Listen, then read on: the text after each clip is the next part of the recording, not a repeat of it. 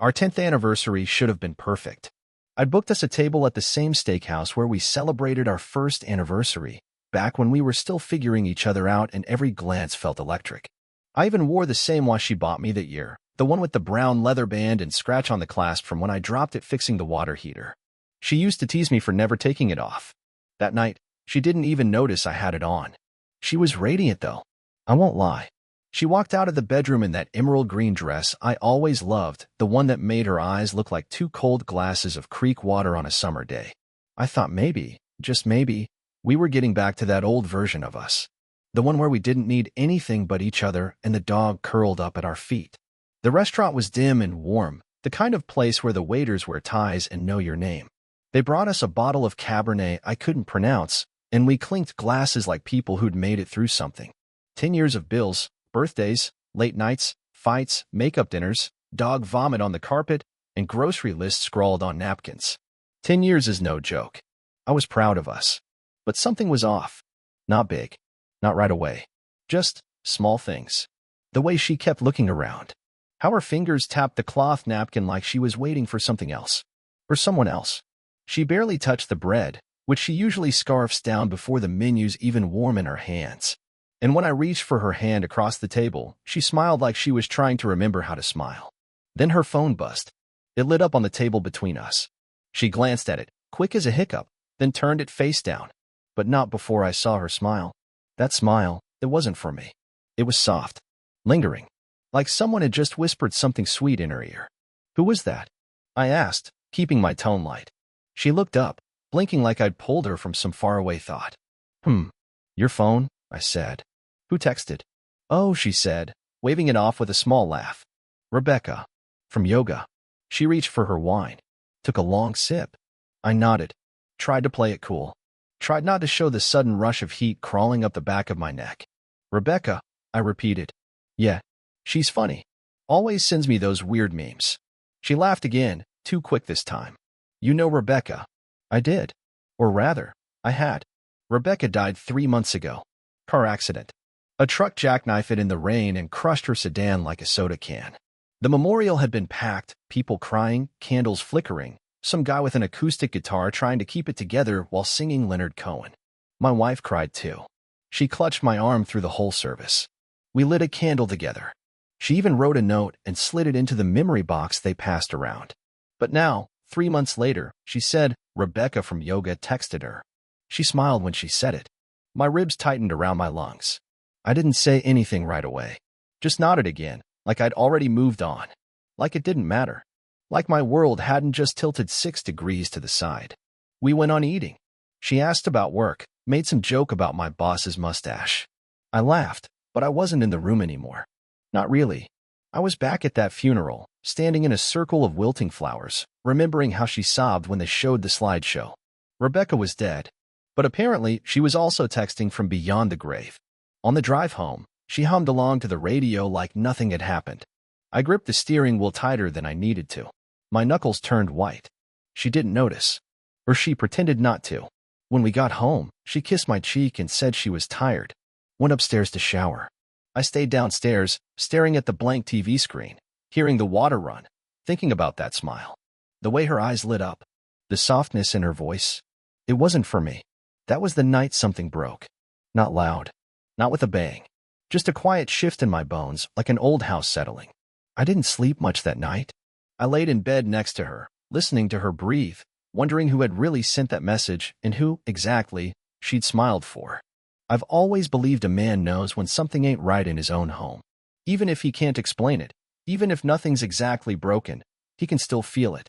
Like when the air shifts before a storm. Things creak different. Shadows hang longer. The smiles stop reaching the eyes. That was my house. After that night at the restaurant, I couldn't shake it. She went to bed humming some song, tucked herself under the quilt like everything was just fine.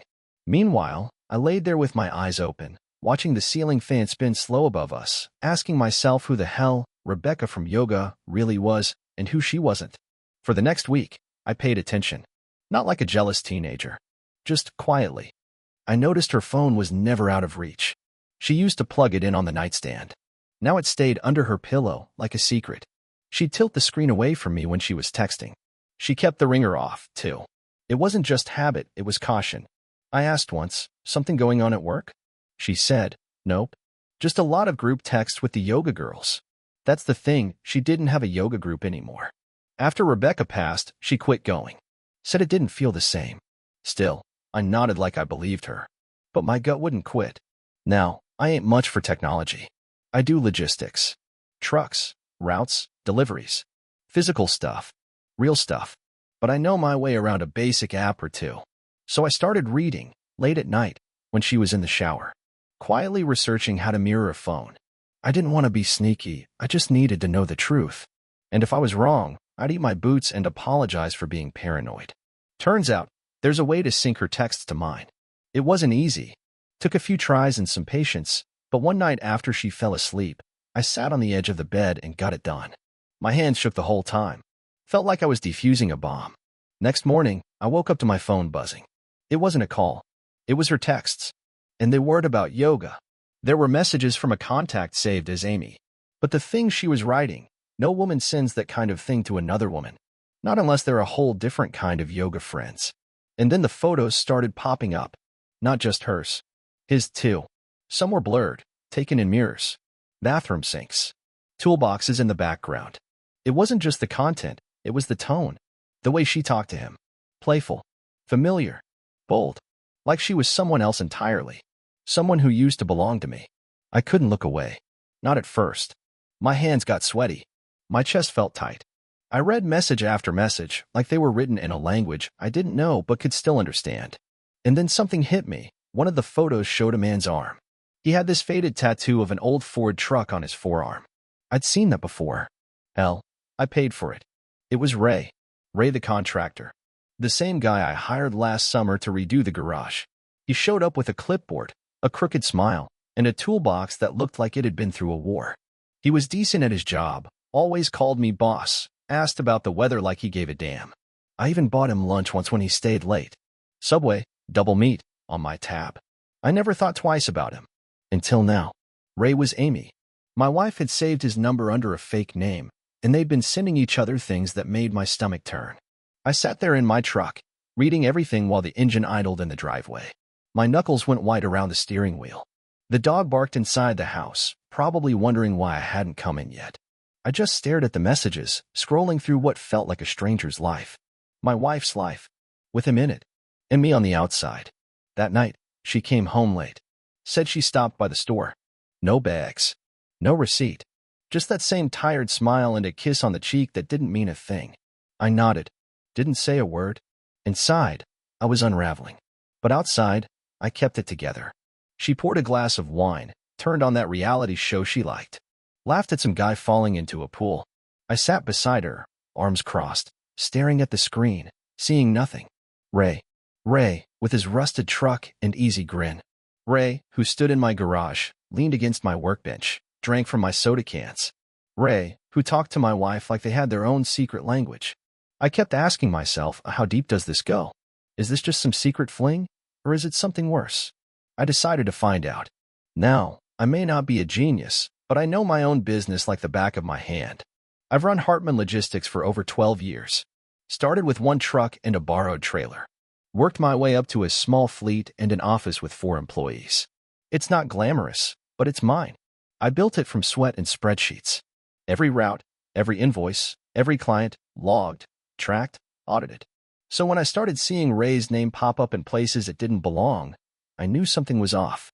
It started with a file I pulled one morning while going through quarterly billing.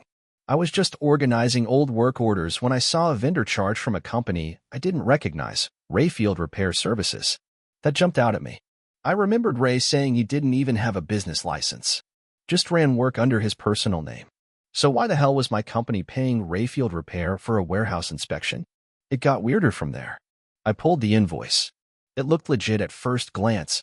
Logo, itemized charges, timestamp, project code. But then I noticed the job ID was formatted differently than the rest of ours. It was off by 1 digit, almost like someone copied the template and changed it. That's when I opened the folder labeled Vendor Services, Internal, and started cross-checking every external payout for the last 6 months. I nearly dropped my coffee. There were eight invoices tied to Rayfield Repair. all billed through my system, all signed digitally. The name on the internal approval? My wife. We used a shared account for admin work. She helped me part-time, just a few hours here and there. Handled invoices, processed payments, answered emails when I was on the road or busy with dispatch. I never thought twice about it. Trusted her with everything. Turns out that trust was a blank check. Every one of those payments was small enough to not raise red flags. $800 here, $1,250 there. Just under the threshold that would trigger audit review. But when I added it all up, it came out to just shy of 10 grand. $10,000 siphoned off like it was pocket change. And the worst part? The jobs didn't exist. I called 2 of the clients listed on those work orders. Casual, just to confirm delivery feedback. Both told me the same thing. They never had repair work done. Never had to schedule anything beyond the usual drop-offs.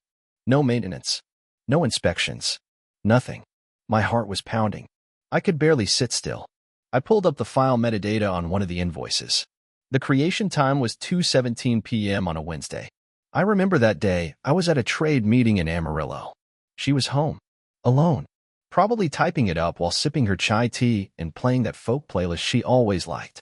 I checked the signature logs. All signed under her login. All payments routed through our secondary business account, the one I set up for smaller vendor jobs, thinking it would streamline things. Funny how the same system I built to make life easier made it easier for her to hide this from me. I started scrolling through our business emails. There it was.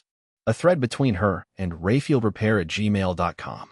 She'd labeled it miscellaneous invoice requests. Each message was short. No greeting. No sign-off. Just cold, clinical notes. Need a $975 job for Henderson drop. Use Shell Doc from April. Make this one a little higher, $1. 300 should be fine. Mark as forklift eval. Forklift eval?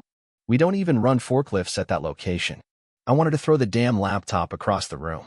And still, a part of me hoped there was an explanation. Some honest mix-up. Maybe Ray had started doing legit work and I just missed the update. But then I saw the line on one of his emails. Appreciate the bonus. Dinner's on me next time. That was it. Any remaining doubt turned to smoke.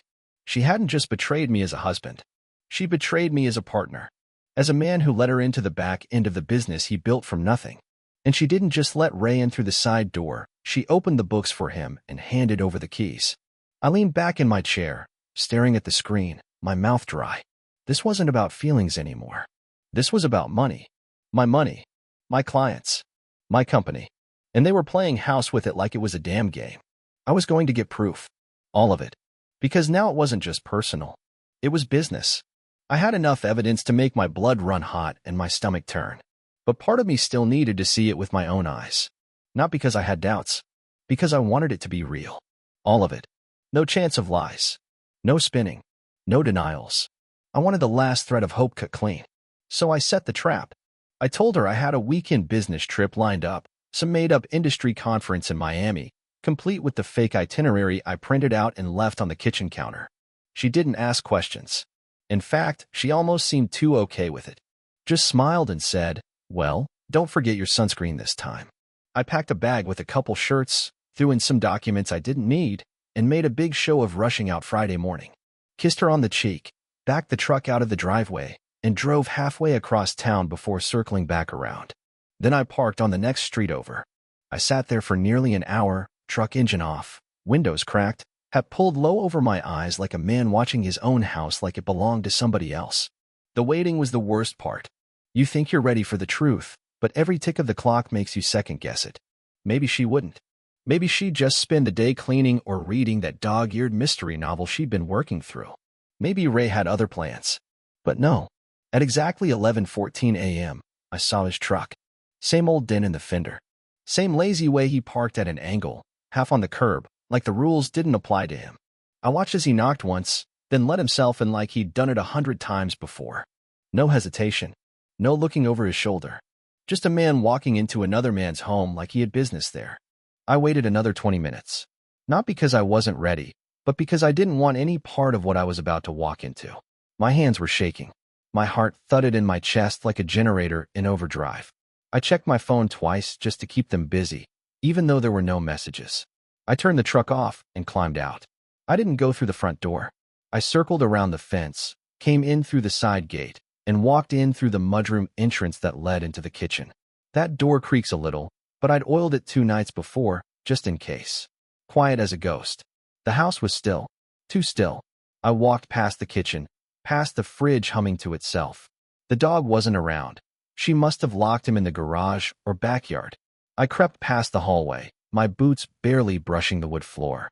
Then I reached the staircase. Every step creaked, no matter how light I moved.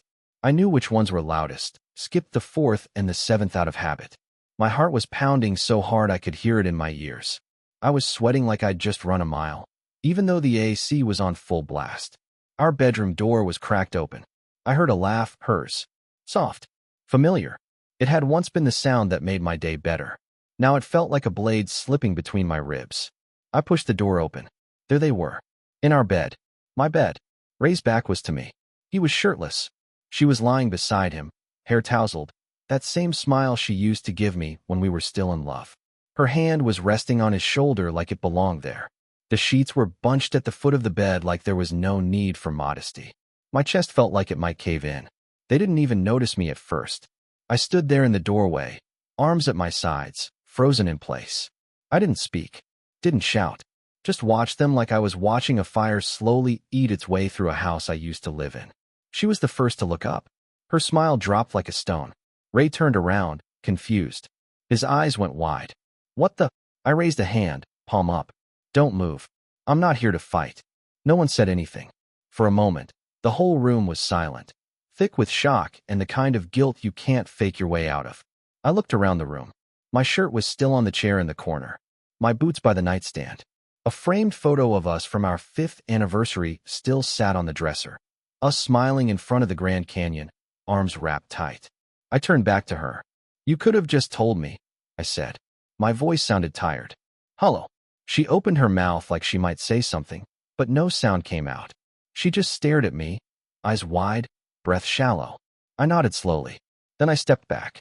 I know everything, I said. The messages, the money, the invoices. I've got it all. Ray stood up, wrapping the sheet around his waist like it made any difference. I backed out of the bedroom door and walked down the hall just far enough to reach the linen closet. That's where I kept the old GoPro. Bought it years ago thinking I'd use it for camping or the occasional road trip. Never did. It sat in the back behind the spare sheets and winter gloves. I grabbed it, flipped the switch, and checked the battery. Still had a good charge. Funny how some tools wait their whole life for one job. Then I walked back down the hallway. The bedroom door was closed now. I didn't bother knocking. I opened it slow and stepped inside, holding the camera up, the little red light blinking. They were both sitting on the bed. She had pulled the comforter up over herself like it mattered. Ray was on the edge, arms crossed, eyes narrowed like he was trying to figure out how much I knew. He was breathing harder than he needed to, like he was trying to make himself bigger with air. Don't say anything, I told them. Just listen. I walked around to the foot of the bed and set the GoPro down on the dresser, pointing it right at them. Then I started talking. I told them about the messages, the photos, the fake invoices.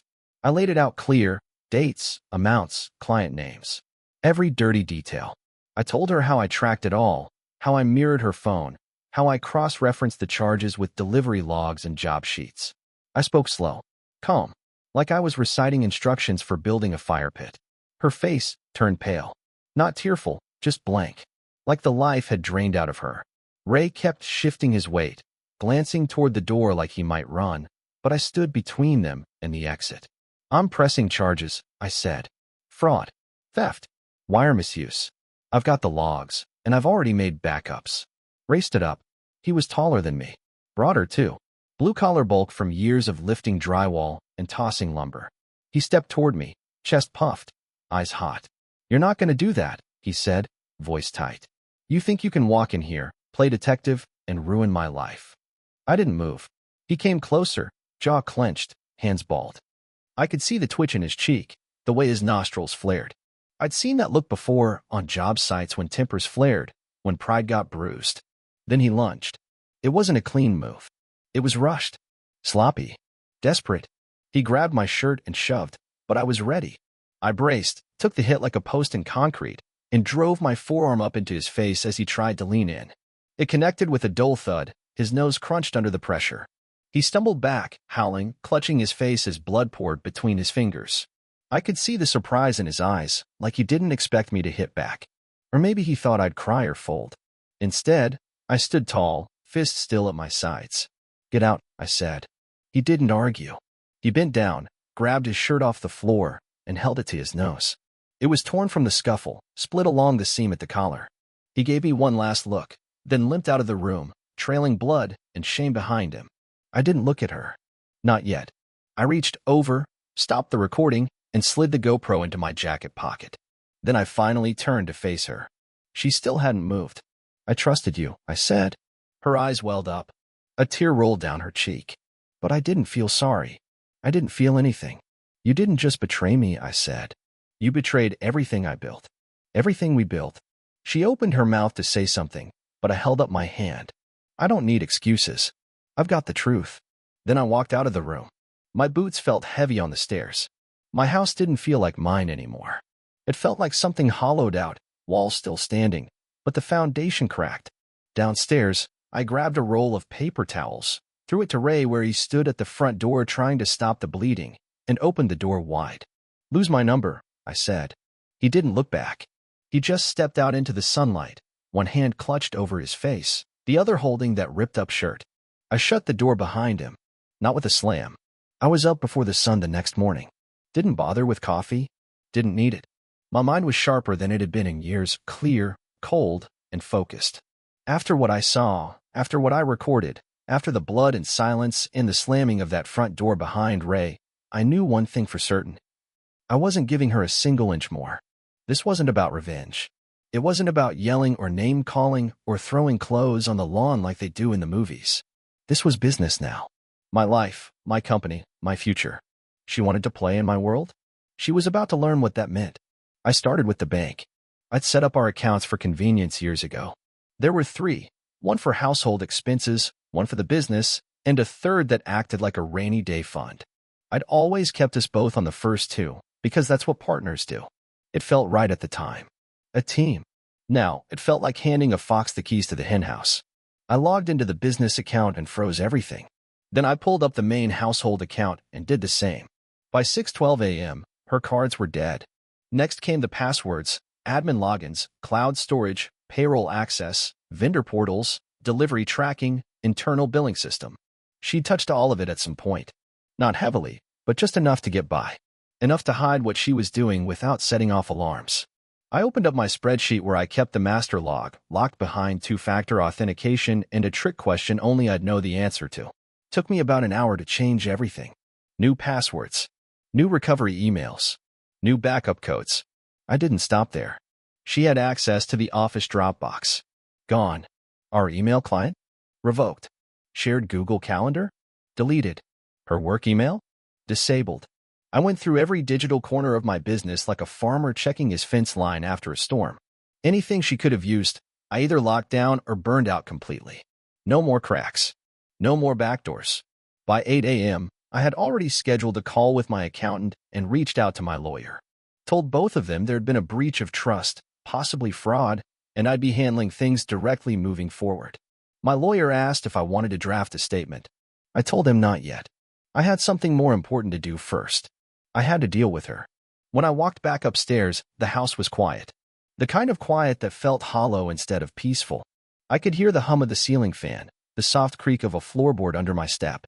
She was sitting on the edge of the bed in the same oversized t-shirt she'd been wearing when I caught her the day before. Her hair was pulled back, face puffy and pale. She looked like someone waiting on a verdict. Maybe she already knew. "Good morning," I said flatly. She flinched like I'd shouted it. "I made some changes," I continued. "You'll notice your cards don't work anymore." She blinked at me, mouth half open. "I locked you out of the business." All of it. Emails, files, systems. Changed every password. Still nothing. I called the bank. Froze the accounts. "You've got your phone." "That's it." She finally spoke. "You can't just." "I can," I cut in. And I did. She stood up then, face twisting into something between shame and panic. "You're making this harder than it needs to be. We can talk about this." "We're past talking," I said. There was no yelling, no cursing, no theatrics. Just the steady unraveling of a life she no longer had access to. "I trusted you," I said again, more to myself than her. With the company. With everything. You didn't just lie to me. You stole from me. I didn't mean. Stop. She shut her mouth. I stared at her for a long moment, then looked around the room. At the dresser we bought on a weekend trip to Asheville. At the dent in the closet door from when we moved in, and she dropped her suitcase too hard. This room used to be full of good memories. Now it just felt like a crime scene. You should go, I said. Go where? I don't care. That part was true. She could call a friend, find a motel, crash on a park bench. I wasn't lifting a finger to make it easier. She looked like she wanted to cry, but nothing came out. I turned and left the room. By noon, her name was off every record, utilities, phone plan, even the Costco membership. I left the spare keys on the kitchen table and locked the back gate behind me. Let her figure the rest out. She had her phone. She had the shirt on her back. She had the consequences. And me? I had my business, my freedom, and for the first time in a long while, control.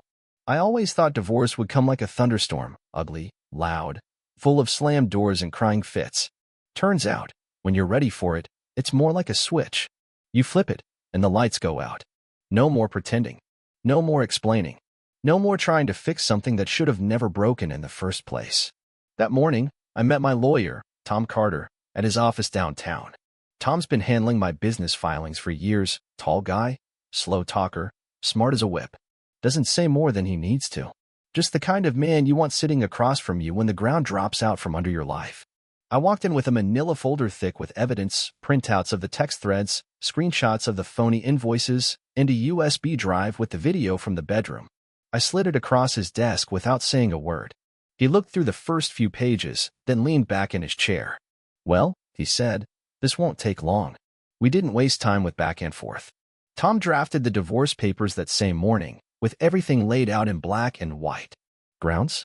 Adultery and financial misconduct. Requested outcome? Full rights to the business, the home, the vehicles, and joint accounts. She could keep her personal belongings, but that was it. By noon, the documents were notarized and ready for service. I didn't deliver them myself. That was never the plan. Tom had a process server on standby, a guy named Rick who looked like he moonlighted as a bouncer. He texted me when it was done. She answered the door in a robe. Looked like she'd been crying. Signed the receipt. No problems. That was that. I didn't feel satisfaction. I didn't feel triumph. Just a strange kind of stillness, like the sound after a tree falls and the forest goes quiet again. A week later, we were in court. Family court in our county isn't much to look at. Gray walls, uncomfortable benches, a clock that ticks too loud.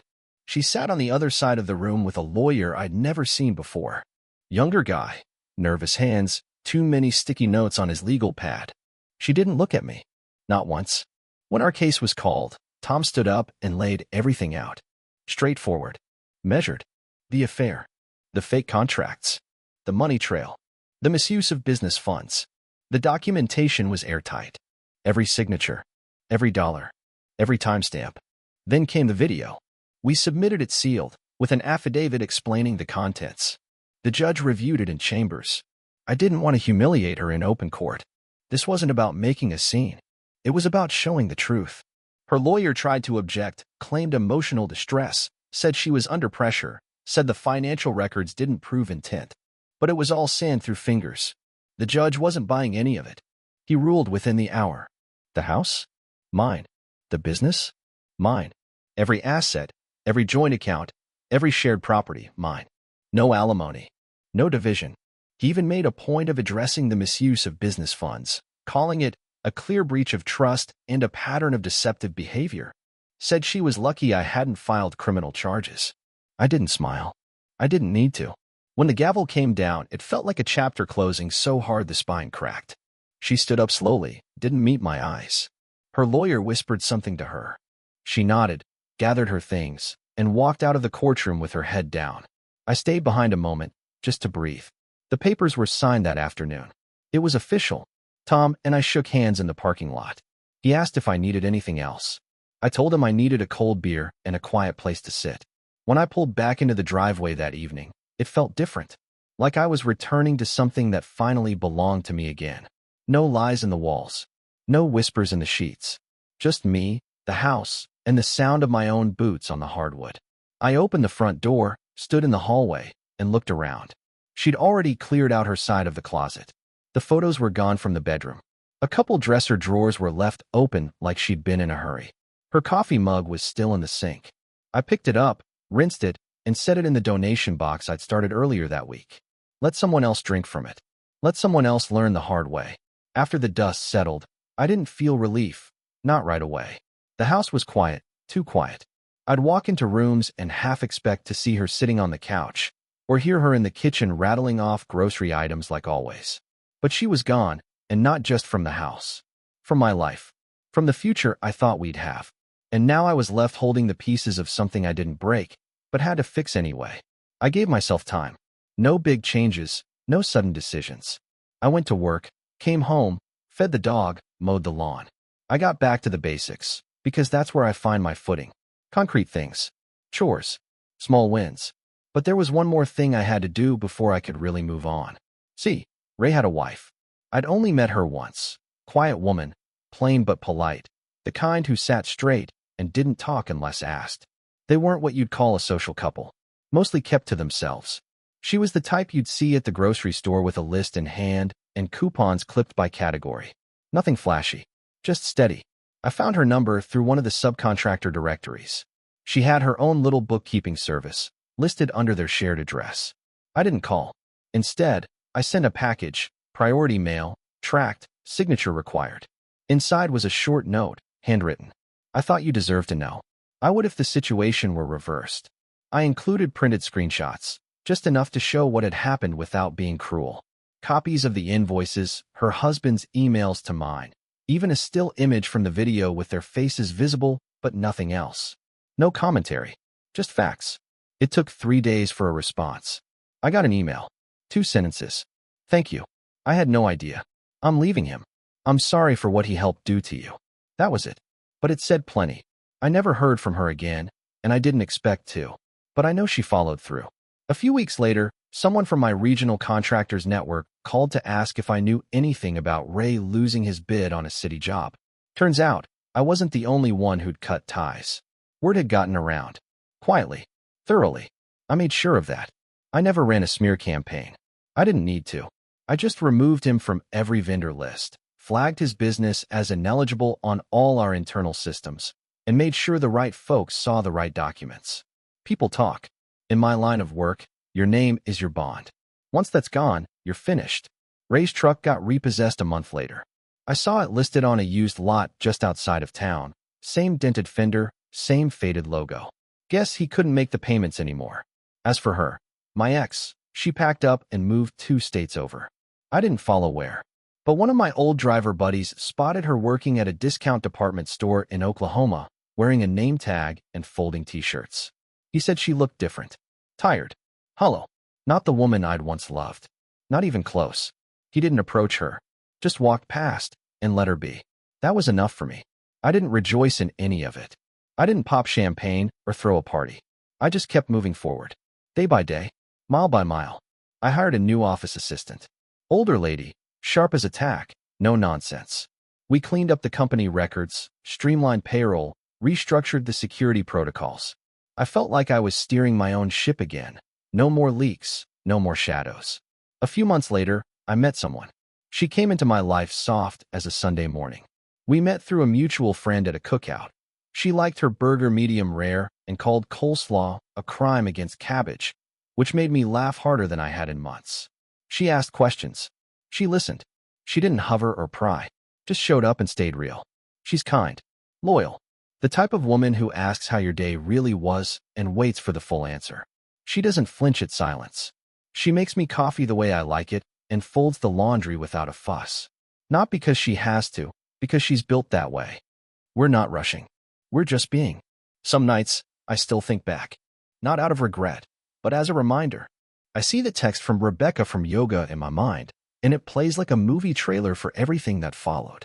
It's funny how something so small can set everything in motion. A single smile. A name. A lie wrapped in routine. So now, when people ask me how I'm doing, I just say this. I'm good. I learned a lot. And I trust my gut now. Always. And when they laugh or roll their eyes, I tell them the same thing I've told myself 100 times over. Always verify your Rebeccas. Share your thoughts in the comments. What's worse, the cheating or the financial fraud? If you like the story, subscribe to the channel and give us a like.